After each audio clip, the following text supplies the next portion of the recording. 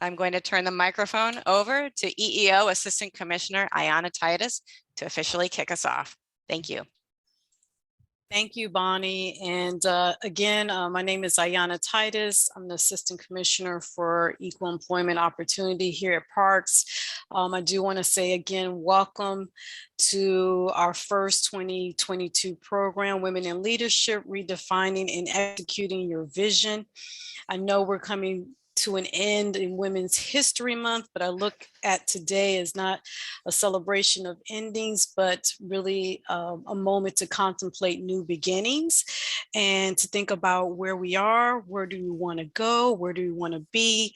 And I think it's such a relevant topic right now as we think about where our nation is in the pandemic, where we are as a city with our new mayor and new leadership, and then where we are as an agency with our new commissioner, including our first deputy commissioner. So the topic of thinking about what's to come and where we want to be and having a vision for yourself is, I think, really relevant right now. And with that being said, I actually would like to introduce our first Deputy Commissioner, Iris Rodriguez-Rosa, one of my favorite people in this agency. She's the first woman to serve as our first Deputy Commissioner, but prior to that, she was our Bronx Borough Commissioner. She has served as our Chief of Recreation in Queens. Before joining Parks, she was very active in her community as a community activist in Brooklyn. And she's also just been on numerous boards and is a founding member of our Latino Society. So when I think of happy, I think Iris brings that H in happy. And so with that being said, let's welcome First Deputy Commissioner Iris Rodriguez-Rosa. Oh my goodness, I couldn't ask for a more wonderful, wonderful, wonderful introduction, Ayanna. Thank you so very much. You know, I become a little bit modest sometimes, you know, it's because I humble myself before all the women that are here on this panel and that are in this agency and that I have worked with, because you know, just what we all know is that we stand on the shoulders of those women that also that came before us, that were trailblazers in many respects. So I think about all the other women that actually had to really fight, you know, to get to the point where we can be recognized and understood and respected for what we do. And you know, I have been all my life, I have always wanted to do community service. I had wanted to do public service. And I think that's what's the driving force for me. From day one, I have 36 years in parks, but I have a total of 43 years in city government. Um, and even before that, I was doing community and housing organizing. So, you know, when you put your love into something, it always, it comes back to you in many ways, in many forms. So we do it for the love of it, not for the interest of what you're going to get, not for the thank yous, but the joy of knowing that you've been able to be part of something that's important. And that's why I gave so much in public health. I was a member of several hospital boards in terms of public health. I was also involved in public theater, just because I enjoyed, you know, I enjoy theater, so enjoy public theater. So I sort of immersed myself in many things that was near and dear to me, but also served the greater good for the public. So I welcome you all, and think that all of you have so much to give and so much to say. So if you'll allow me a moment, I actually was at a meeting at an event on last Sunday, where Vanessa Gibson became the first woman borough president in the borough of the Bronx, the first African American woman to be the borough president of the Bronx. And I was so proud of being able to share that moment with her. And then we had Darcel Clark, who is also the district attorney, the first district attorney, also in the borough of the Bronx. So these are women that maybe, hopefully in the future, when you have these seminars, I will be more than happy to invite them to be able to say a few words to all of you as well. So just let me know and I'll invite them. But there was a poem that I wanted to share with you all that Darcel Clark shared at Vanessa Gibson's inauguration last Sunday that I found this so enlightening that I told her, give me a copy of it. I want to be able to share it with some of the folks that I'm going to meet with today. And to tell you that in strength, women should always support each other and not envy each other, but support each other. And that's the one message that I want to drive through to everyone. Please support each other. Don't envy each other. Just, you can emulate, you can always do your best. So I'm going to read this poem by Walter Wintle that it's called Thinking. And it goes like this. If you think you are beaten, you are. If you don't think you dare not, you don't. If you like to win, but you think you can't, it is almost a cinch that you won't. If you think you lose, you've lost. For out of this world, we find success begins with a fellow's will. It's all in the state of mind. So I just wanted you all to be able to listen, that there are powerful messages that are given. And last, but it's one of the things that another piece that the former First Lady Michelle Obama always said. She said, don't be afraid, be focused, be determined, be hopeful, be empowered. So with that, I leave you and I say congratulations to our speakers. Thank you so very much for joining us. It's a wonderful time. Thank you all so very much. I'm very honored.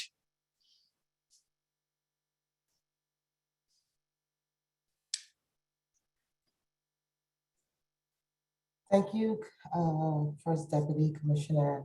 As always, dropping those significant, thought-provoking for us to move forward.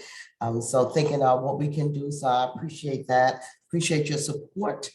As always, I know that you're a phone call away. You might be a little busier now, but nevertheless, you've always been accessible. So hopefully that won't change. I probably have to go through a couple of channels now, but but nevertheless, really appreciate all that you have done for the agency, for our communities that we serve. So I appreciate that. Having said that, we're gonna start because we think that is important for engagement. So at this time, before we get into the panel discussion, we're actually going to do a poll to see. So if you cue the poll, Terese, for us. See, we want to ask you just take a second and fill out the poll.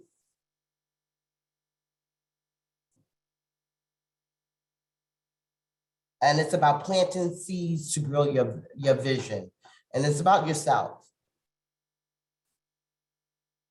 So I want you to think about what goals to have for yourself 1 year from now. What are those goals? What does that look like? Where does that land? Wow. Wait, there's one that said retirement. I wish I could do that one.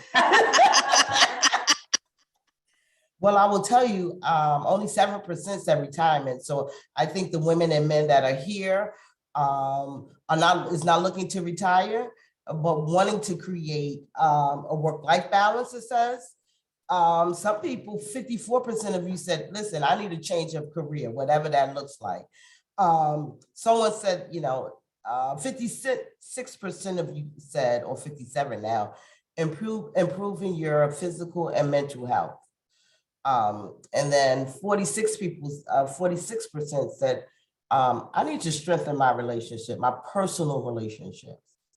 So we're going to end the poll and we're going to go to poll number 2. So the status quo is that people are looking at career advancement or change of career with 60%.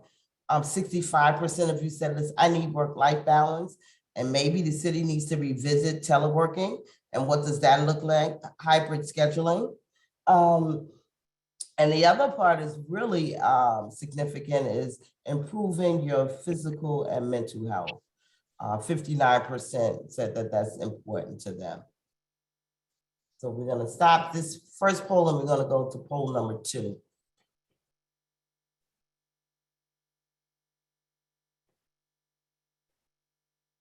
Terese, you want to launch the second poll? So it's planting seeds to grow your vision. And this is about finances. Are you saving for something in particular? Do you want to get on top of your retirement plans? Do you have some debts you want to pay off? Wow.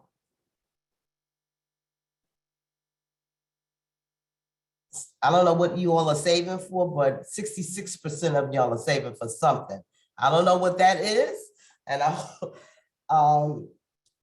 43% says that, you know, they want to get out of some debt. I'm about transparency and I want to get out of debt, particularly student loans.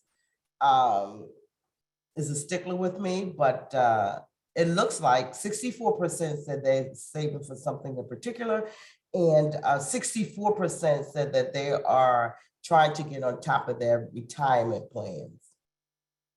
And I think that that's key to once you retire, at least you'll have money to do the things that you want to do. So that's important. So we're gonna stop at this point. And all of this is relevant, and we'll tie it in while we answer these particular questions. We have some additional polls that will come up, but again, we'll tie it all in. So now, without further ado, my name is Robin Talley, and I am the EEO Policy Analyst, and I have the distinct pleasure of moderating the event, but also I'm so excited to introduce to all of you, or some of you, two of our panelists for today. Sakara Bay, she is the Program Director for WorkWell. And then we have Laquisha Grant, and she's the Senior Director of the Mayor's Office of Community Health. We also do have one of our very own, Michele Marshall, but she has recorded her session, and we'll get to that a little later. So let's dive in, right? We've talked about, my assistant commissioner talked about this transition, particularly COVID in that space. So we have been in this space for 2 years of uncertainty, and we definitely have pivoted. So my question to the two panelists is, how do we promote a wise wellness and health consumerism, right? And what must we do individually and collectively to ensure, despite pausing, because we have paused for 2 years because of life's interrupters, how do we find clarity? Maybe I'll kick us off. Before I go there, Robin, I do want to say, and for those on the call, like that student loan thing is a big issue for everybody. And so WorkWell has tackled it, and we have partnered with DCF, and there is a webinar coming up, part 2 of student loan forgiveness for city employees. So I can put that information in the chat, but there is definitely a step-by-step process for all civil service employees who are working, if you make the qualifications to have your student loans forgiven through the public student loan forgiveness program. So I just wanted to put that out. Oh, see, somebody was there. Anna was there, and she said it was excellent. So there's a part 2, just FYI, because you know, money is a big part of your mental health. And when the money's not right, the math is not right upstairs. So I just wanted to do that. And just in terms of speaking of like consumerism, it's so funny. I think I was just speaking to someone, I was like, we're all in the same boat right now, right? There's a lot of things happening, and we're on this journey growing. And as WorkWell, you know, part of it is not just to be in that journey with all of you, but, you know, I'm hired to help all of you row better or with more oars in the water. I don't know where I'm going with this analogy, but you know, part of what I think of when my approach to wellness is that it is not something like that happens over there. It is a mentality. It is how we think. It is how we function day to day. And that's not always easy. And so when I think about promoting wellness, even from a very personal perspective, one of the first things I think about is like, who do I surround myself with and who's my support team? Because the people who influence you, whether they're in your office, they're in your workplace, they're at your home, if they're thinking like you're thinking, I think that that's the support structure that comes into place. Like, how are we help uplifting, First Deputy Commissioner Rodriguez was like, if you think this way, it will be this way. And so I always like to think about like, who's the support team and how do I surround myself with people who are helping me stay focused and uplifting me in my conscientious decisions to be healthy and to be well. I think also part of this is about self-reflection and listening. Your body always tells you, and you make that determination to say, am I listening? Am I taking that mindful pause and listening to say, am I making the decision and the choice that's serving me best? Because what you focus on grows. And so I'd like to think about, how do I promote wise wellness? And it's about, a lot of it is about listening to yourself and being intuitive about what your body is trying to tell you it needs. So a lot of people are like, I need a different career choice. Well, is your body telling you? Listen, I think we have a very short life here and we want to maximize it. And being resilient. And I know Laquisha can jump in and talk a lot about resiliency, but I think that those are the fundamentals of wellness. It's, not that things that are negative won't happen to you in your life, but it's about how do we manage them, how do we work through them, and how do we process them in a way that builds resilience and sustains us so that we can come back and be better. And I have some thoughts about resiliency, but I'll let Laquisha jump in. Thanks, Sakara, and thanks everyone for joining today, and thanks for having me, having us today. I just want to echo what you were saying, Sakara, around kind of having this network of people that support you. I think the best way, when you asked the question, Robin, I was thinking about promoting health and wellness, and I thought about the fact that I look at the people around me who I think are mentally healthy and who exhibit wellness, and I get inspiration from them. And sometimes that's just my coworker who sits next to me, who is like, I'm going to go for a walk every day during my lunch break. And that's like the biggest promotion for me, because it's like, I know I got a lot going on. If she can carve out some time in her day to go for a walk and to prioritize her health and wellness, then I should be able to do that too. And so I completely agree. I think I think health and wellness kind of looks different for everybody. And so it's about finding your baseline and starting there and just going from there. It doesn't have to look like going to the gym every day, because Lord knows we're back in the office now. Not a lot of people got time to do that. But, it's taking the small steps and doing what works for you and what makes you happy and what makes you mentally and physically healthy. That's great, because one of the things that I often say is that wellness is several dimensions to wellness, and it's all personal. And because it's just as complex as the individual that we are. But how can you carve out space? Because I think oftentimes people think that it has to be going to the gym, like you said. Right. But how do we carve out space to move us beyond the state of uncertainty to healing? It's not easy. It's not easy. We are, especially most of us on here are women. We multitask. We do a lot. Some of us are very reliant on our calendars, right? So put it in your calendar. Actually be intentional about it, right? So, find that hour, whether it's when you first wake up in the morning. I personally find it kind of hard to do when I get home, but at some point during the day, maybe it's the middle of the day for you, find some time to kind of focus on those things that make you feel good, whether it's working out, whether it's going for a walk, whether it's shopping, whatever it is. Carve out, just put it in your calendar is one way to do it. Get it out of your brain, because I know with me, I'll say, today is going to be the day that I am going to do X, Y, and Z, and then life happens and I don't get to it.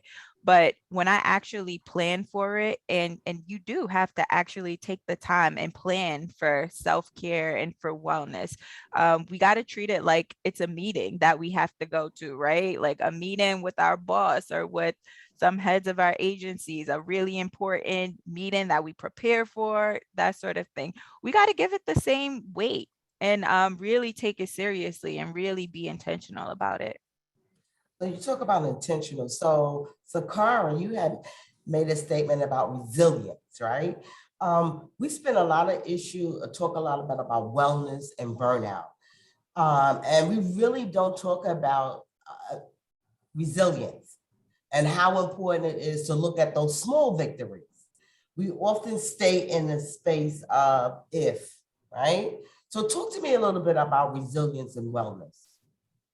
Well, I mean, I think that, you know, resiliency is something that can be built if it's practiced like anything else. And I think that, you know, to Laquisha's point, when you work on building resilience, you build your, I guess, your resilience quotient. And I like to think about resilience in 6 different ways. Like first it's like, how do I think, right? Am I thinking positive? Because what we focus on grows. So if you focus on negative stuff, you're going to grow that space. But if we focus on positive stuff, we're going to grow that space. So my ability to really focus my positive thinking, I forgot where it was. I think it was with DOT, but you know, to have that image about, is the glass half full or is the glass half empty? And I see there's some excitement there. And it's just like, you know, you can always find something negative if you look for it.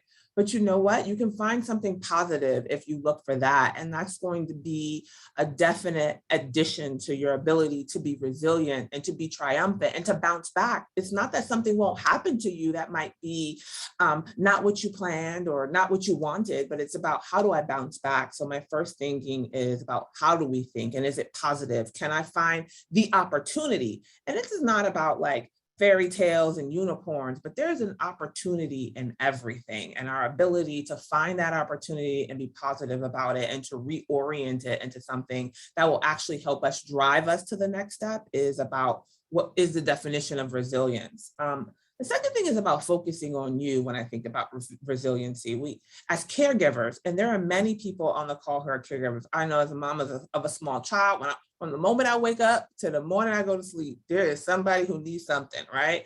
And so it's like, but where am I taking that opportunity to stay focused on me? And like I think about one of my favorite quotes from Audre Lorde. It says, caring for myself is not an act of self-indulgence. It's a preservation. It's an act of political warfare. So you can't really, it's like that airplane, you can't give to somebody unless if your bucket is empty, your gas tank is on E, and we know gas is really expensive right now. So it's like, how am I finding that time? So whether you're calendaring it to focus on you, sometimes I just have that time on the train. So from the moment I enter that train, I open up my app, my notes, and I'm going through, or I'm taking a 2-minute meditation. And that's my space to say, what do I need to be whole to carry me through? Where's my place at? And others, it may be different. Some people exercise, some people read, some people journal. You have to find that time. And it's not because it's a nice thing to do, it's a have to do. And sometimes you have more of it than other times, but to always create that space, because what you focus on, you grow. So if you focus on not having the time to take care of yourself, you will find yourself depleted. And depletion is not a state of resiliency.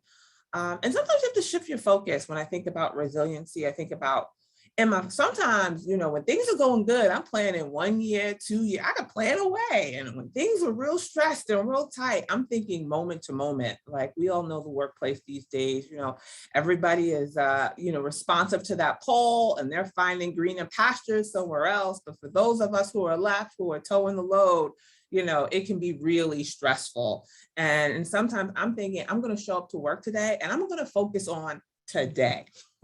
I don't know what's going to happen tomorrow, but I'm going to focus on what's before me today. And I think that act of resiliency to be able to shift out or to oscillate between short-term and long-term thinking helps me get control. Because the next thing that I think about when I think about resiliency is control what you can. I can't control things that have nothing to do with me. So whether or not I'm going to be able to control my work on a day-to-day if something happens, or what other people belongs, I'm not going to focus on those things. I'm going to focus on what I have actual control over to help kind of ease anxiety and build resilience. And then I'm going to help create options for myself. You know, when I think about resiliency, is sometimes we build walls of no. No, I can't do it. No, I can't have it, you know. And I think about, well, how are we generating options for ourselves and thinking about things differently? And that's when I tie back, you know, sometimes I talked about that support network and who that looks like. Because sometimes you just need to unload on somebody else who's not walking in your shoes to give you some perspective and to say, well, have you thought about this? Or have you tried this? Or would you be willing to exchange that? And sometimes when you're so in your box and so stressed and so thinking about, am I meeting my goals? Am I making that happen? You can't see that there might be another alternative, or to let yourself off the hook, give yourself a break. You know, things are crazy these days. I don't know if you noticed, this pandemic and all that going on. And then the last thing when I think about resilience, you know, my personal tips that I share all the time is normalize variable greatness. Just sometimes I could get in there and I can wheel and deal and I can slap it down and make it happen and everything is fire. And there are other days where I just be like, I'm here. And this is as good as if you're going to get today. I'm showing up and all of it is perfect because I am perfectly imperfect and I'm going to not beat myself up. You know, we have a tendency to say, you know, to be the most negative, to be the most down on ourselves, that self-talk, and that's where it begins and that's where it ends. And so I'm going to say, you know what, today I gave it my best. It might not look like yesterday, it might not look like tomorrow, but I gave it my best today and it was what it was. And I think that to make that okay and to say this is normal, I think that those are what the things when I think about resilience building. It's not to say that things are perfect and everything is going to always go my way. I'm always going to get everything that I seek out for, but to say, what's my idea about bouncing back and how do I use those principles and those concepts to say, this is going to help me leverage the opportunity for the next step and the next time. Laquisha, we talked about, you know, Sakara so eloquently said, you know, about allowing grace, right? Mhm. Allowing grace that we are imperfect, right? Yes. Allowing grace to be, you know, there are times when we need to stay in that moment.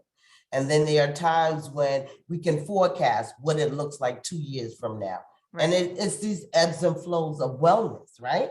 Yeah. So my question to you is, because of these ebbs and flows about wellness, can you discuss some services and programs that the city promotes wellness? Can you touch on that? Yeah, so I'll definitely put a link in the chat to my office's website, the Mayor's Office of Community Mental Health. We have a ton of resources for New Yorkers of all ages on the website. And so some of it is specific to COVID, like bouncing back from COVID, especially from a mental health perspective, because we are seeing that, you know, following COVID, there has been an increase in mental health needs and the need for mental health support. We all went through something traumatic, right? And we're still in recovery, but we're resilient, as Sakara pointed out. So like you said, sometimes we just need some help and some resources. And so we have a bunch of resources on the website. And if folks, we do have in New York City a really great resource called NYC Well. It's our city's hotline and warm line for if you ever just need someone to talk to, if you are looking for low level mental health support, or even, you know, high level mental health support. If you go to the NYC Well website or call the NYC Well hotline, it's 1-888 NYC Well. You can get connected to resources. You can speak to somebody. A live person will answer the phone at 24/7, talk to you, get you connected to whatever sort of supports and services that you need. And that resource is also available if you know someone who needs help or support and is struggling with any sort of kind of mental health need. So I definitely want to kind of encourage folks to take advantage of that resource. It's something that, you know, not everyone in this country has access to. It's something that's very specific to us here in New York, and it's a great resource.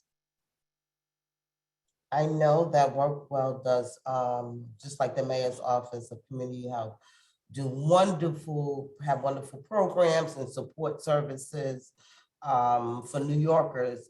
We're fortunate to be in a space where we have a commitment of healthcare providers that will support the purpose of really engagement when it comes to mental health, because it is coming into the workplace, as we all know. Nothing, because we're in the workplace more than we're at home. So it's going to impede the workplace. So I'm going to, you know what, this conversation, we can, unless you have something to say, I'm going to, Sakara.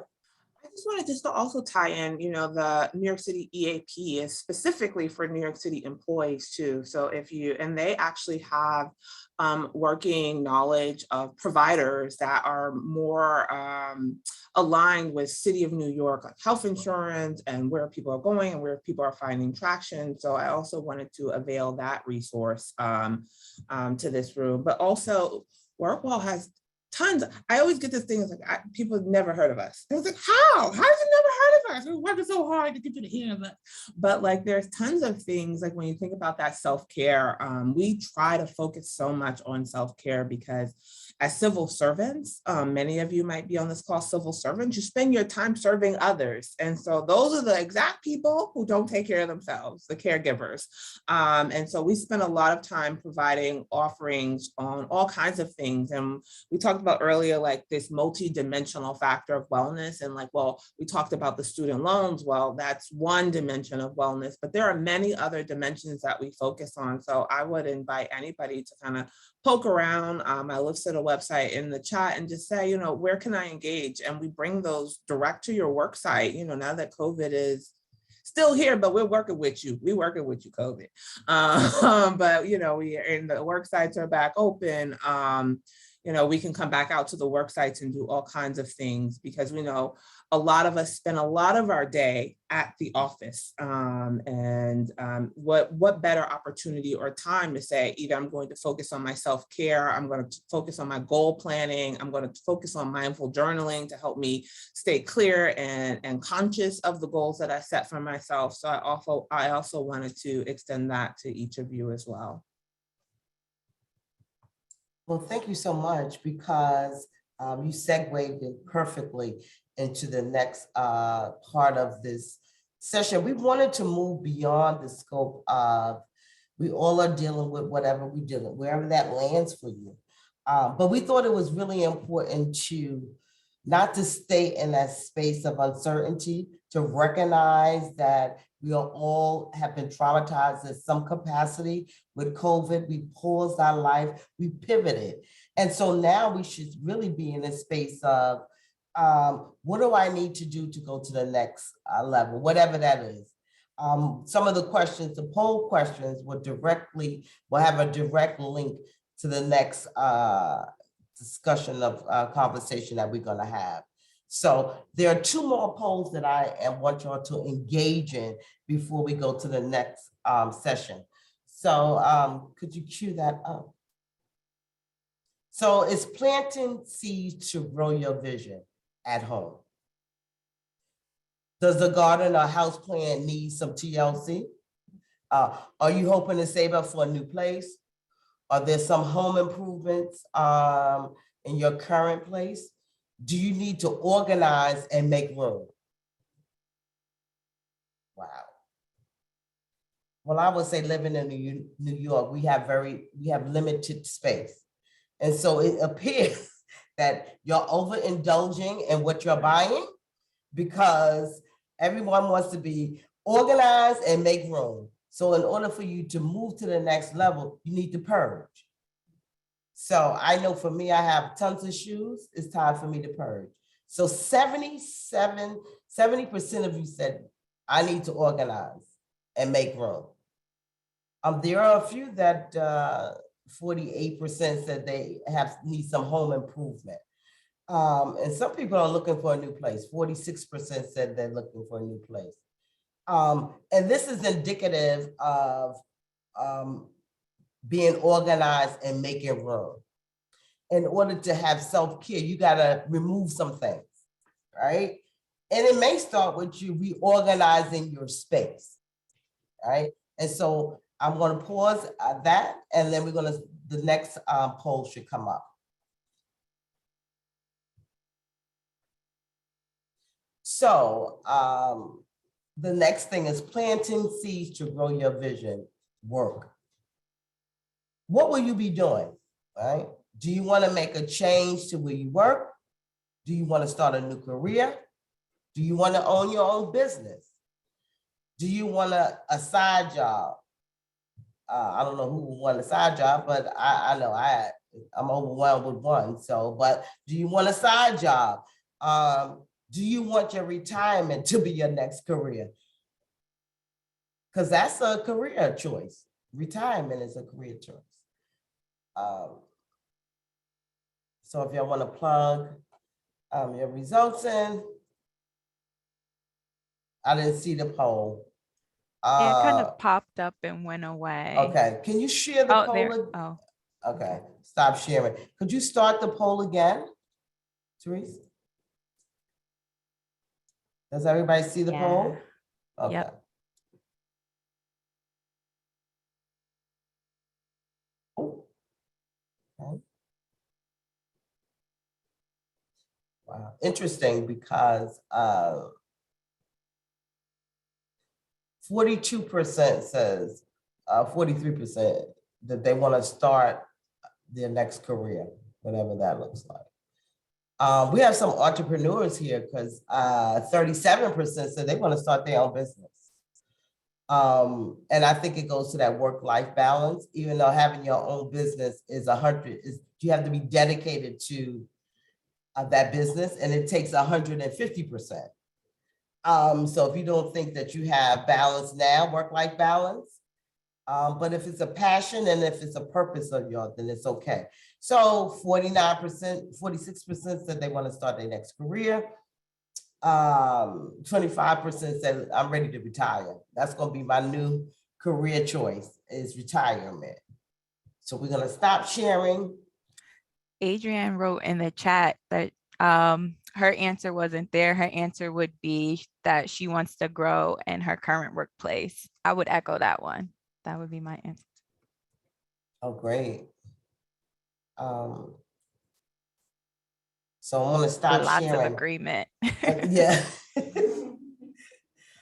So there's a lot of people that are in agreement in terms of staying where they are, but advancing in their careers. And I would say, just ensure that you know the career ladder, right?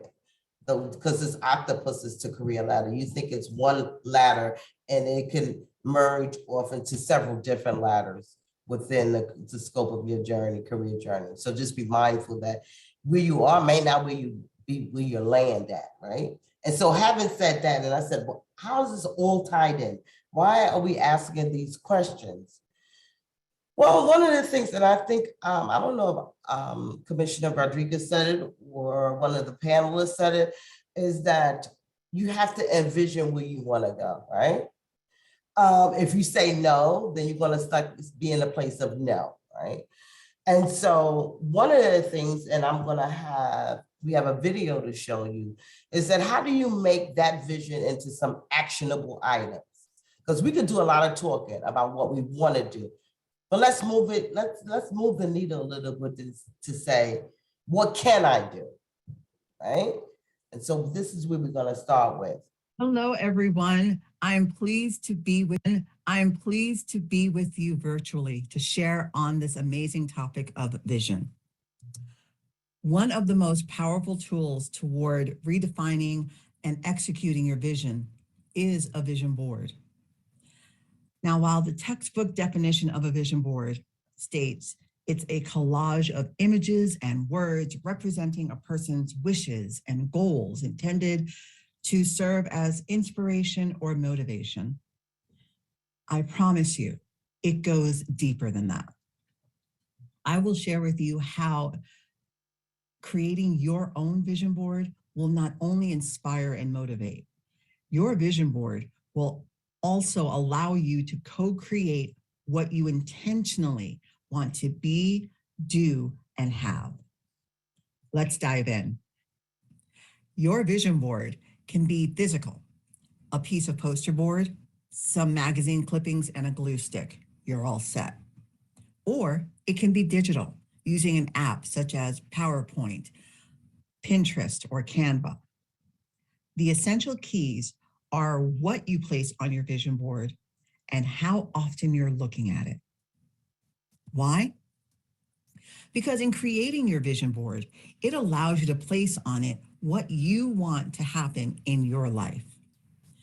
By looking at it often, whether it's once a day or several times a day, you will engage your brain to ask better questions. You'll start thinking about what are the next best steps you need to take toward your vision. You will continue to put your energy toward your vision as often as you're looking at it. Think of it this way. What if at the end of your life, you were shown the highlight reel of the person you were meant to be? Seriously, you're seeing a replay of the person you were meant to be. What are you feeling, experiencing, seeing, tasting, knowing as the person you were meant to be? Now, what has to happen in order to create that highlight reel? Your vision board can be designed to get you there. So what could your vision board look like? It can look like anything you want. I'm going to take a moment and share mine with you. Bear in mind and remember, what you're going to see is my vision board. Yours will look different.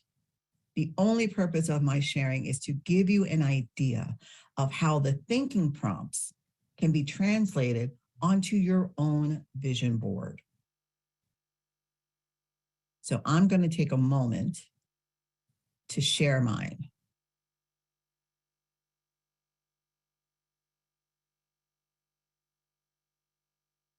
All right, so at this moment, you can see my vision board.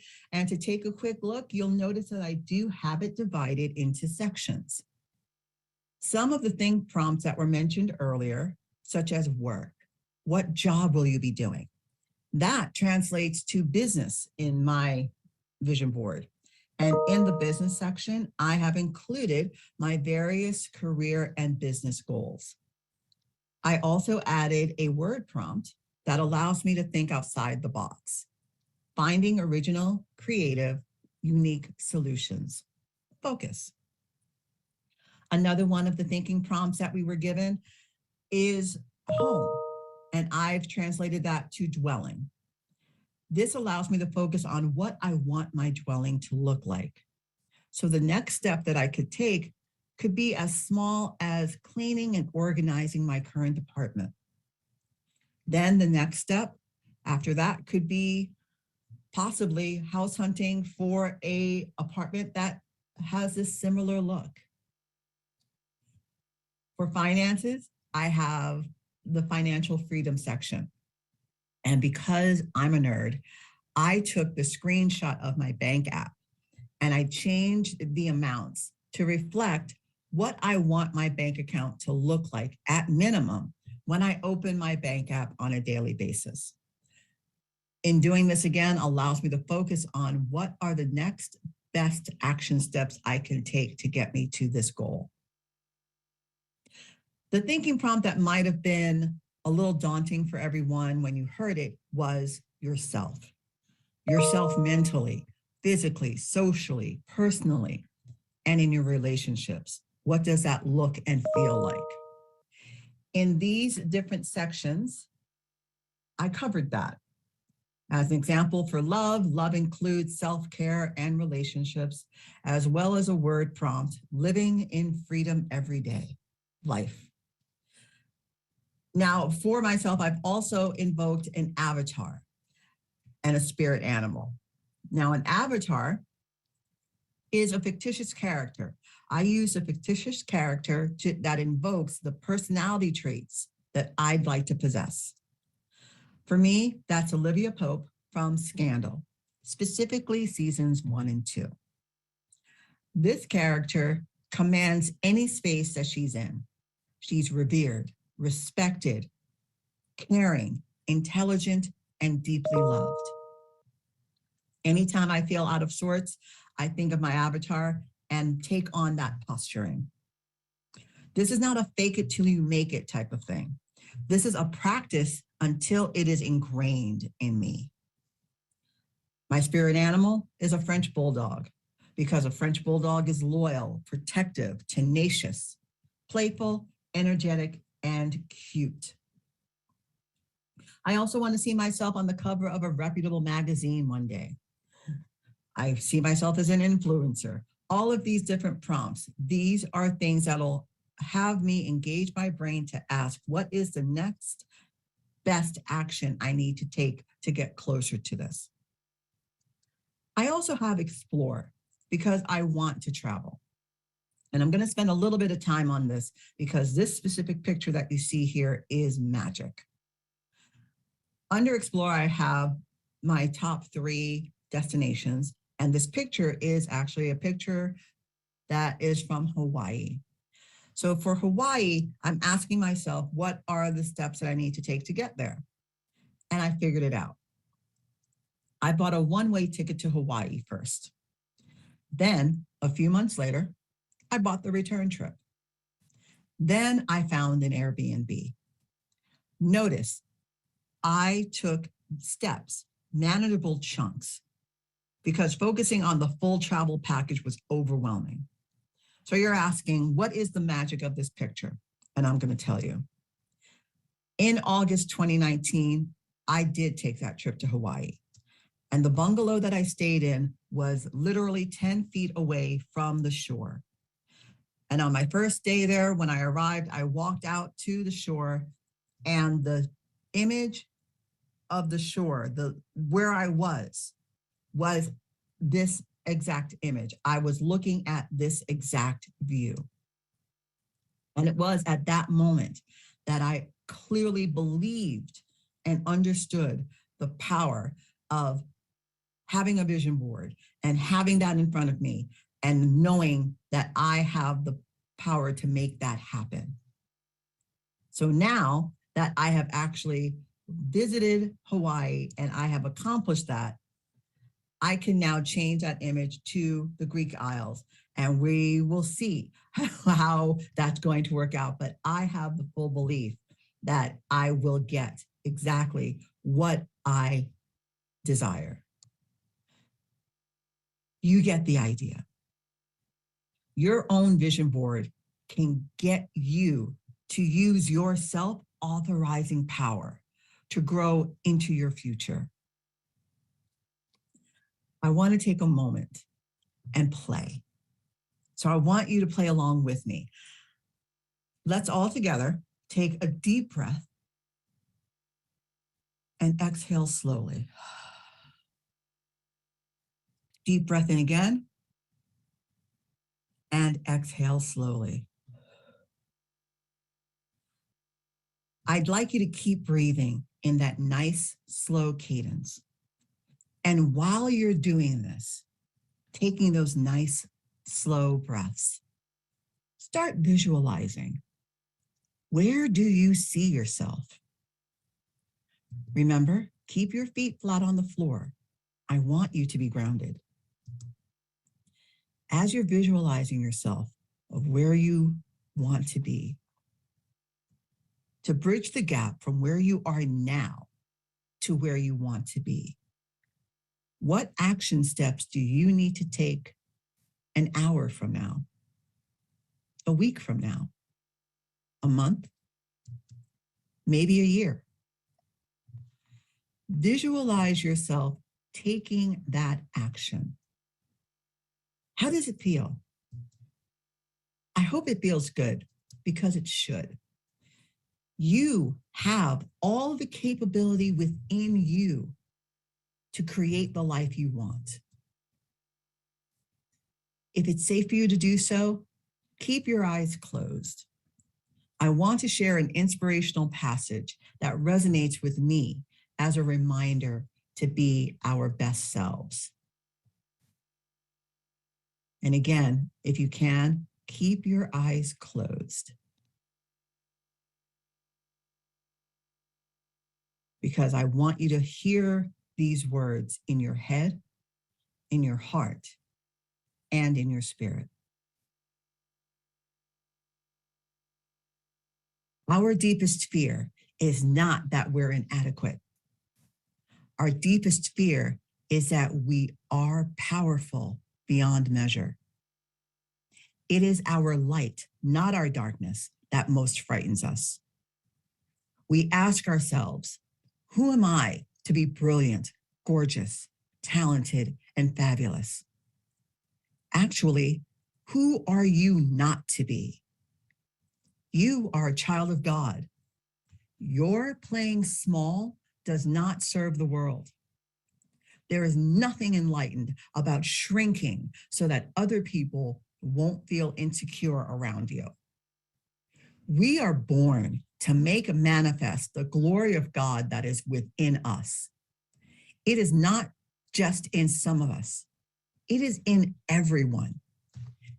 And as we let our own light shine, we unconsciously give other people permission to do the same. As we are liberated from our own fear, our presence automatically liberates others.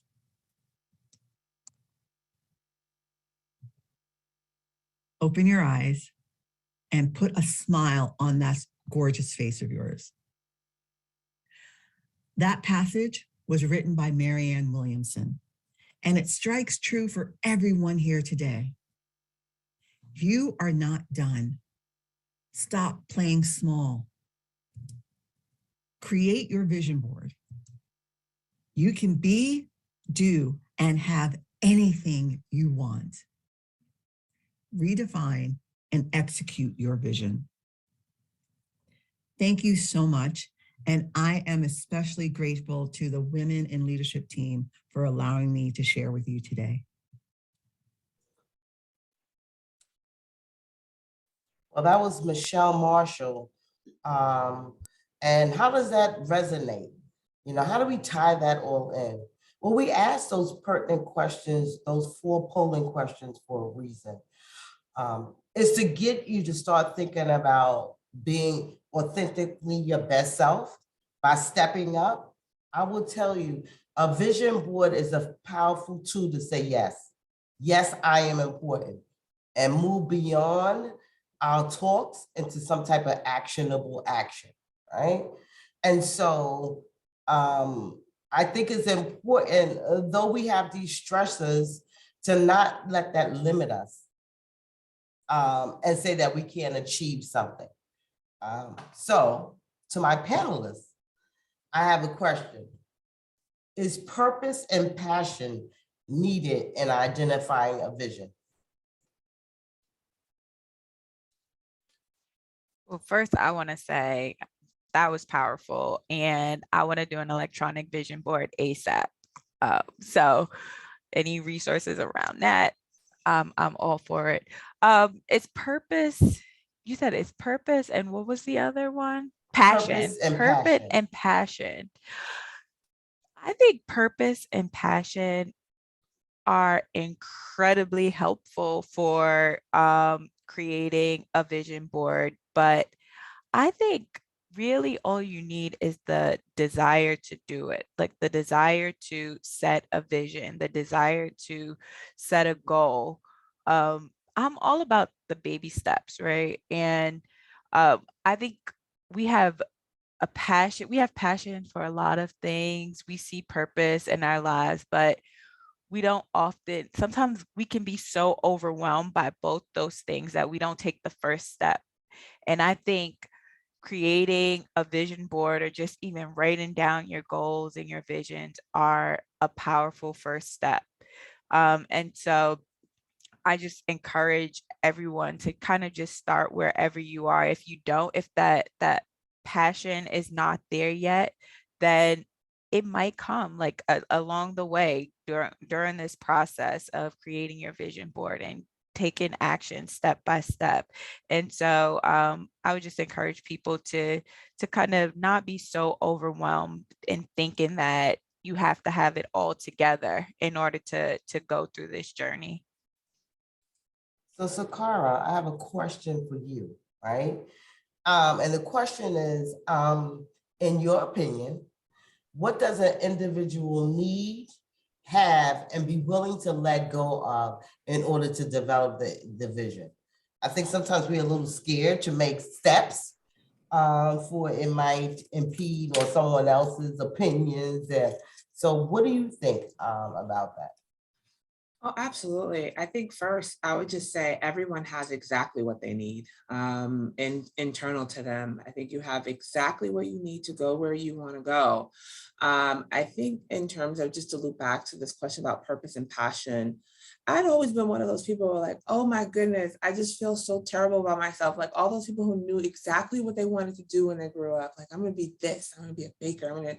And I just didn't know. But what I did know was I understood my purpose. Maybe not my passion yet, but definitely my purpose is to aid, to help. Like, I think about this video where it's like, what's your dream job? And the person goes, darling, I do not dream of labor, right? But it's not work if it's your passion, right? I don't wake up and go, sometimes it's work, but most of the times I don't wake up and go, I'm going to work. It's like, I'm going because my job is to show up and help people be better, do better, but think about their wellness and put themselves first, right? Because that's the healing source to a lot of things that ails us today, is that we haven't put ourselves first. So I think absolutely internally, everybody has exactly what they need to accomplish.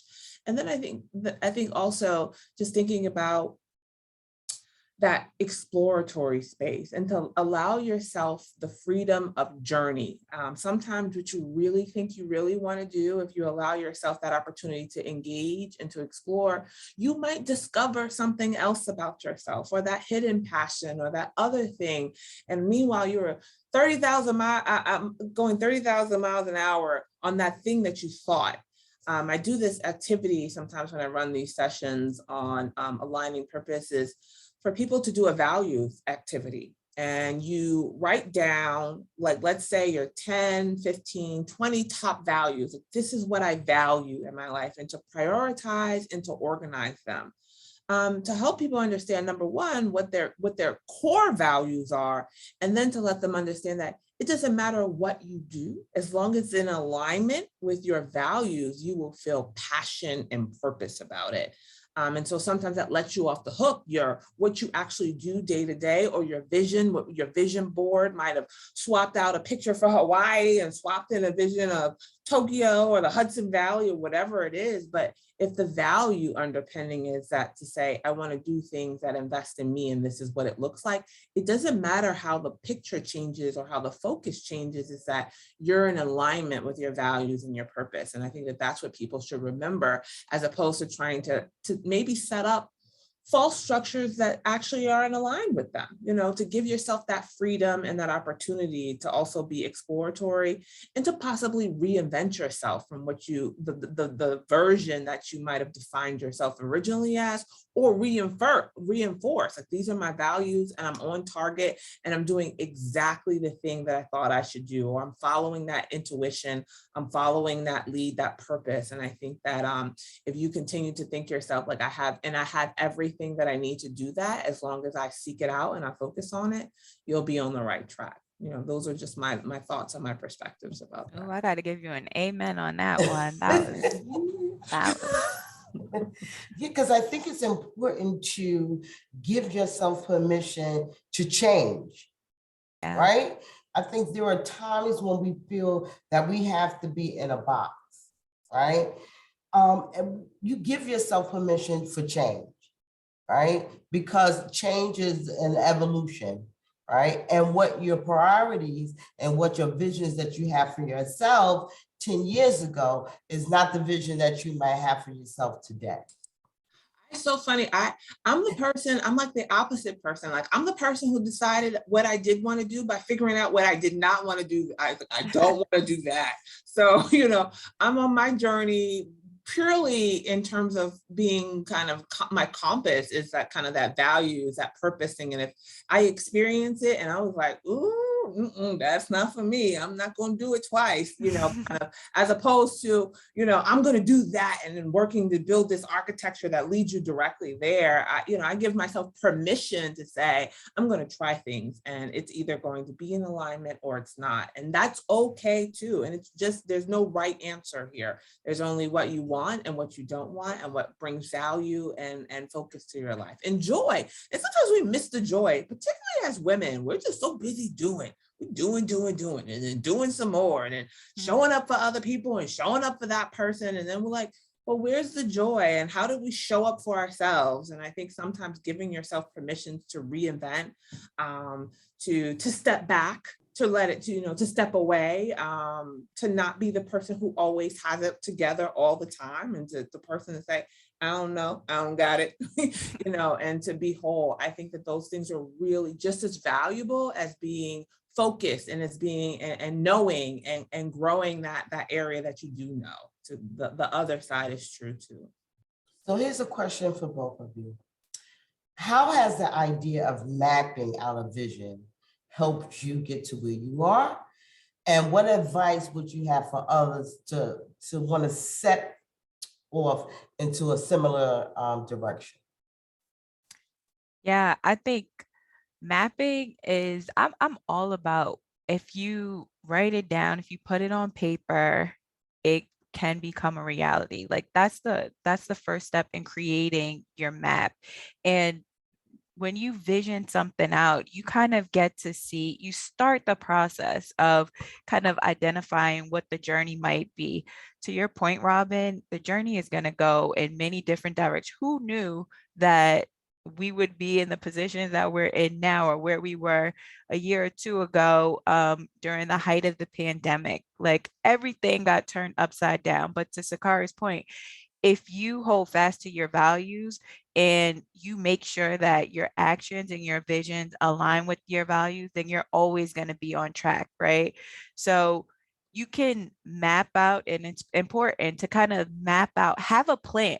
It's important to have a plan, but understand that the plan can change, and that's okay. Don't be so kind of pigeonholed into this one way of thinking and thinking that your life has to look one certain way. You got to go this particular route to get to the career that you want.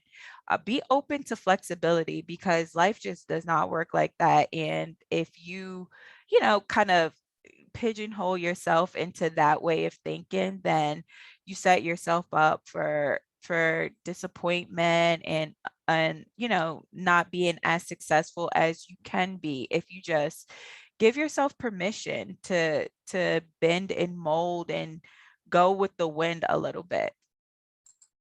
It's so funny. I learned a long time ago, a goal without a plan is a wish. Mm-hmm. I wish I could do this and I wish I can do that. I'm like, you need a plan, because you don't know if these are, a goal is just a series of steps in the process. And if you haven't mapped out your goals and subsequent steps to help you get there, we just busy wishing, and wishing sometimes works out, but more often than not, that's luck and not actually, concerted effort to achieve a little bit. And so I do absolutely believe in planning, believe in visioning. I shared, and maybe we can attach those. I have my vision boards every year. I journal, because my journal that I think about, and this is, I was one of those kids when the teacher was like, do a journal every day after you're reading, I would wait until the end of the year, and then I'd have like 8,000 pages to write to make up for my journaling activity. But now as an adult, I do find value and purpose in it. And sometimes I journal just to say, I'm off track. I don't know what I'm doing. Let's get back on the horse again. Or sometimes I journal to give myself a pat on the back, because if you don't do, who will. Sometimes like, you did that. Who did that? You did it. All right. And it's just like that conversation, that positive self-talk that you need to have with yourself. Or I journal to realign, just to say, you know what, I thought this is what I wanted at the beginning of the year, but what is actually turning it out to be is like this. And this is great too, but it's always in conjunction to like, what did I say I wanted to do? Or what did I say my plan was? And what did I envision for myself this year? And none of it is to beat myself up or to consider myself wrong, to say, let me be conscientious about the journey. And I think that that's what's important, being conscious about your journey. And so a part of that consciousness is having a plan and thinking about it. And it's not a plan like you need like, step 1, step 2, all the way through step 100. You might just know the very next step or the next couple of steps. But I think, I think when things that I'm very serious about, I don't want to make them wishes. I want to make them, actually accomplishments. And so I do absolutely recommend planning and thoughtful consideration. Someone put in the chat, wishes don't do dishes. But I love that.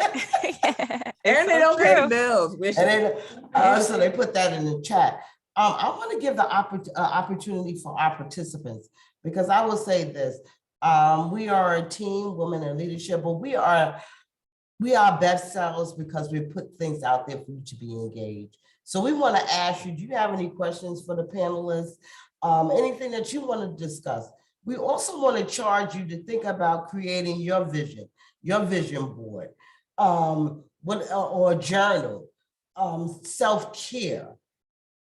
We ask that if you want to share your vision board, because we know what, we're going to visit this. We're going to task people, because I think, and we are part of a network. And one of the things about being part of a network, women in leadership, is also to create a space where accountability.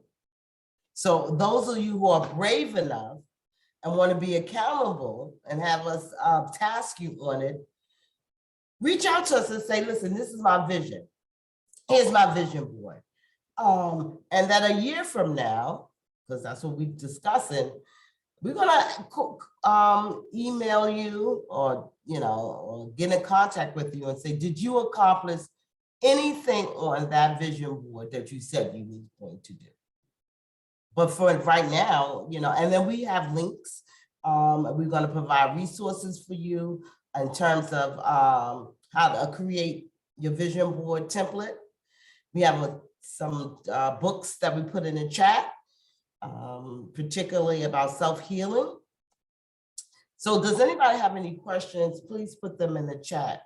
While people do that, I do have a question myself. And my question is that, is it okay to revisit something, because they say, you shouldn't go back to something you let go of, right? But is it okay to revisit something that that you thought about 10 years ago and revisiting that? And the reason why I say that is this, I often thought about something that I wanted to do. And it was no's. A lot of people said you couldn't do it, you shouldn't do it. And then recognizing that maybe if I didn't try, so revisiting your vision, is that okay? Absolutely. Absolutely. And that's the thing, we're so unforgiving of ourselves, and we got to let that go. So absolutely okay to go back and revisit something, because it may not have worked out back then because of the timing wasn't right. You didn't have the right resources. You hadn't fully fleshed out the idea. Like, things change, especially in 10 years, things can change in a year. So and I would say, if you're thinking about something from 10 years ago, then it has not left you, and it's definitely worth giving some more thought to whether or not it's worth pursuing. But going back and revisiting something with a new mindset, being in a new place in your life is absolutely okay and highly encouraged. That's the beauty about having vision boards. And it's like one of my favorite things to do is to look back at my old vision boards.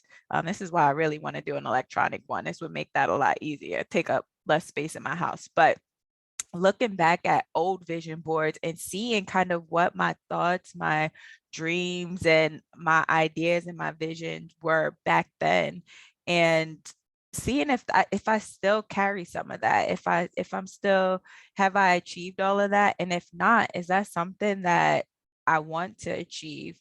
I personally, I work now, at the mayor's office, and I worked at the mayor's office 5 years ago and left. And so when I was thinking about kind of the next step in my career and what I wanted to do next, I was like, "Oh, I can't go back to working in city government after I left. Like, I can't go back to where I came from." But the reality is, like, that's where my passion was. That's where you know, working in civil service, being a public servant aligns with kind of my vision for my life, my purpose, and my passion. And so I've allowed myself to kind of go back, to take a step back and do what, to some people it might look like, it's not progression, it might look like regression, but for me, it's fulfilling my purpose, walking in my purpose. So yeah, absolutely. I totally agree, think that it's okay to go back and revisit. Sakara, your thoughts?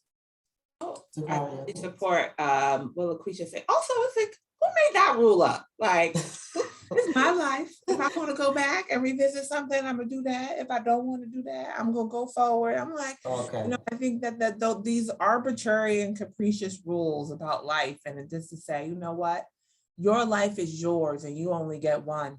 And so you make the most of it. And so if that means going back to revisit something you wanted to do before, do that.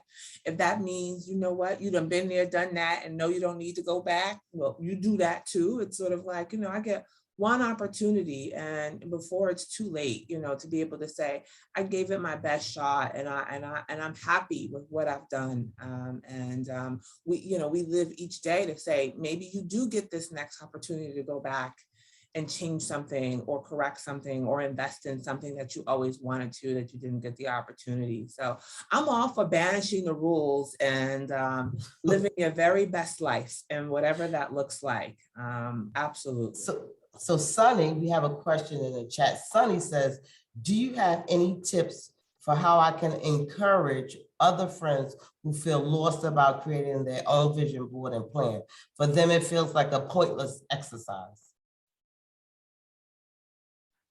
For me personally, I like when kind of vision boarding and vision and planning exercises are masked as other things, right? Like I take so my girlfriends and I will plan to go, like we'll plan to do happy hour, or go out to eat or something, and then attach with that, some time to work on our goals, to make our plan, to do our vision board, to check in on our goals, because we set goals and then we always need to come back to each other to kind of hold each other accountable.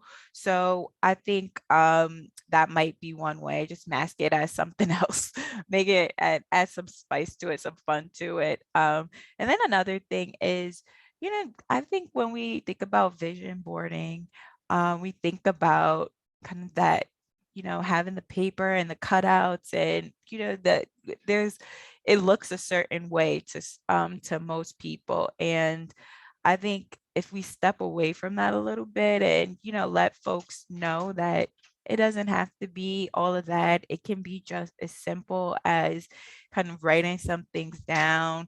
It doesn't have to be, thinking ahead for the future. Just think about, to Sakara's point again, just laying out, just talking about what your values are.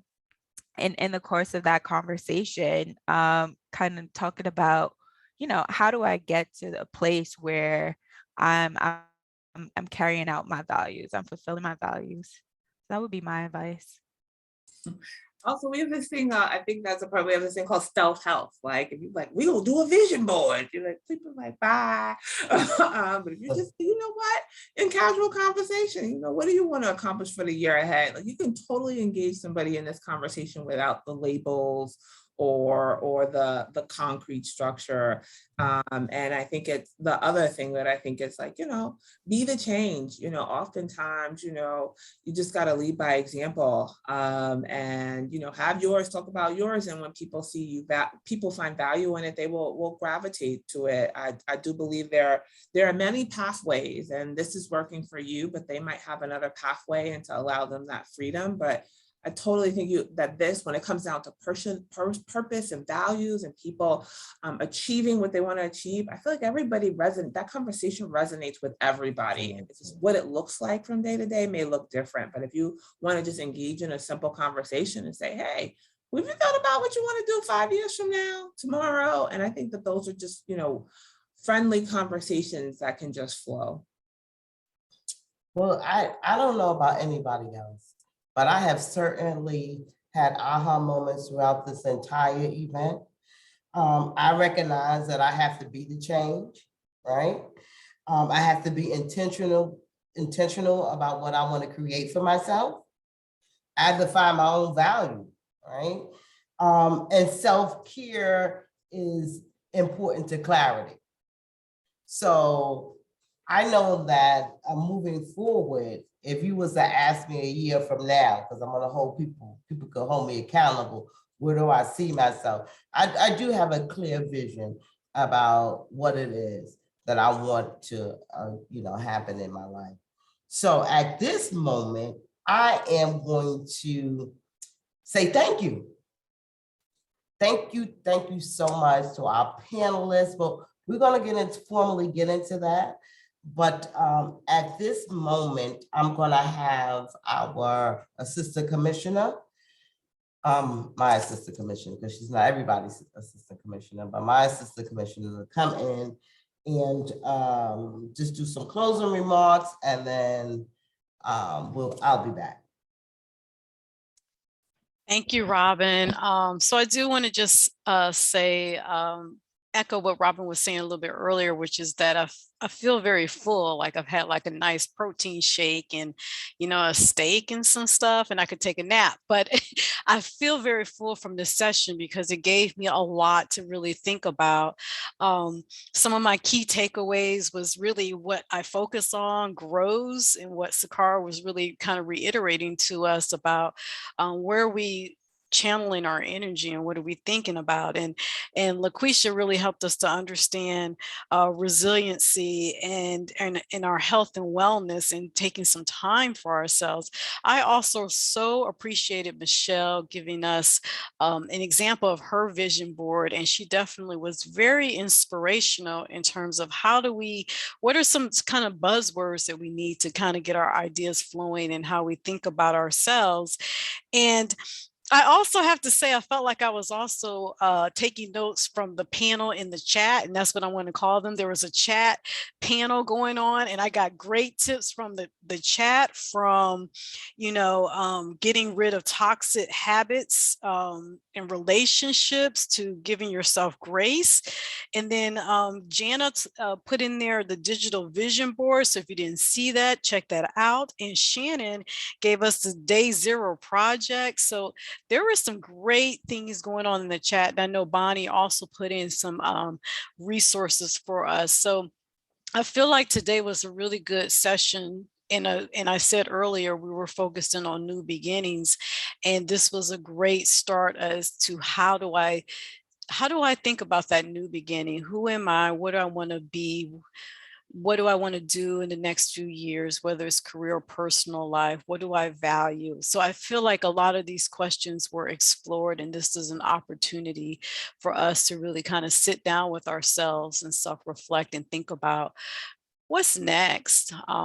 What's next? And I like the thought that, you know what, you can do this, you can. And then I just kind of want to just end with saying this. First, thank you to the women in leadership, but also I'm just going to speak on behalf of the commissioners who are on the phone, like Emily and Margaret, and obviously Commissioner Rodriguez-Rosa. But, you know, we are here as resources for you. So we've had plenty of steps in our little journeys in our careers, and so don't feel as though you have to be a stranger. So please reach out. And I just wanted to just at least say that as you're thinking about your vision and your goals and where you want to go, know that there's people here that are willing to help. So thank you again to the women in leadership team, and thank you to our panel. I really appreciate you, and Laquisha and Sakara. Thank you. Thank you, Thank you Commissioner. to each of you. Like I had a great time, and being able to hold space with you is incredibly valuable and important. And I hope to, you know, be a part of this journey, because I am still a work in progress, you know, despite all of my visions and action plans and forgiveness. I am still on my own journey. So thank you so much today. Yes, thank you for putting this together. I think we all needed this. It's a great time to think about our future, our vision, and it's always great to be amongst a powerful group of women. So thank you for inviting me. At this time, Bonnie is going to do some acknowledgements, and so Bonnie. All right, so thank you again. So as we close out our first event of 2022, on behalf of the Women in Leadership team, I really want to express just my heartfelt gratitude. I think we were feeling it throughout the room, through the chat, through the panel discussions, through everybody. Just thank you so much for your generosity. So thank you to First Deputy Commissioner Iris Rodriguez-Rosa, Director Sakara Bay, Senior Director Laquisha Grant, and Supervisor Michele Marshall, who graced us with her presence virtually, which is wonderful. You're all powerful women leaders, and we're just so grateful for the generosity in sharing your time, your expertise, and your experiences. So thank you for showing us the way. Thank you to Women in Leadership's own leadership team, Assistant Commissioner Ayanna Titus, Analyst Robin Talley, Regional Manager Terese Flores. Thank you all for your commitment to building this community and to lifting us all up as leaders. To everyone who attended, thank you for choosing to spend 90 minutes of your day with us. It's because of you that this initiative exists, and you help shape this initiative. And lastly, to Assistant Commissioner Russell Antonucci and the New York City Parks Innovation and Performance Management team, thank you for all your behind the scenes input and support. We hope that today's session resonated with you all. I think it just from the poll and discussions, it sounds like it has. And we look forward to hearing how your plans unfold. So please let us know what you think. I believe we put the survey in the chat before, but we'll be sending an email around to everybody who signed up for this program that will include the surveyed women in leadership. So you can tell us what else you're interested in learning about.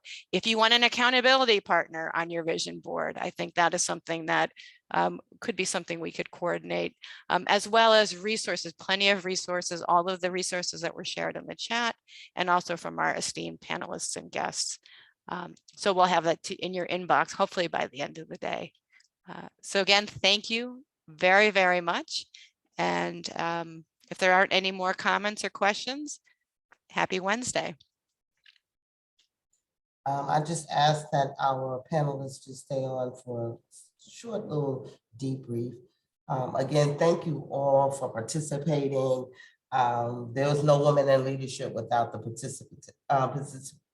participation, not only parks, but other city agencies. We've had from HR, ACS, HR, DOT, DOF, Department of Finance, HAC. We have a plethora of women leaders, aspiring women leaders from different agencies come and sit and spend 90 minutes with us. So we really, really appreciate it. Really appreciate it. You can also join the green room if you'd like.